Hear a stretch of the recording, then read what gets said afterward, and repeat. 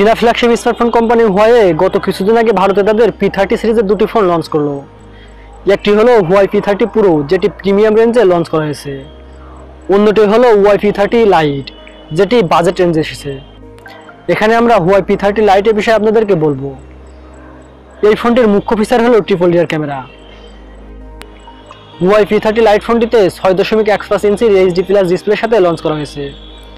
Processor হিসেবে এতে পাবেন Kirin 710 চিপসেট।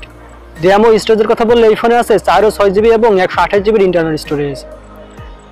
আগেই বলেছি এই ফোনের পেছনে 3টি ক্যামেরা দেওয়া হয়েছে, যার প্রথমটি 24 মেগাপিক্সেল, দ্বিতীয়টি আল্ট্রা ওয়াইড সেন্সরের সাথে 8 মেগাপিক্সেলের এবং সর্বশেষ অর্থাৎ তৃতীয় ক্যামেরাটি 2 মেগাপিক্সেলের।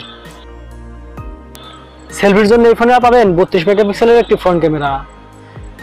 এছাড়াও ফাস্ট চার্জিং এর সাথে রয়েছে 3340 মিলিঅ্যাম্পিয়ারের একটি ব্যাটারি।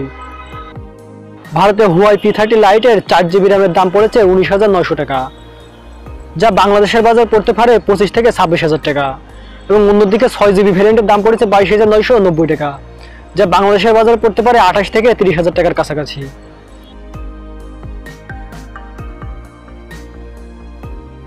তো বন্ধুরা, এই ছিল আমাদের আজকের ভিডিওটি। যদি ভিডিওটি ভালো লেগে থাকে তাহলে লাইক, কমেন্ট, শেয়ার এবং সাবস্ক্রাইব করতে ভুলবেন না।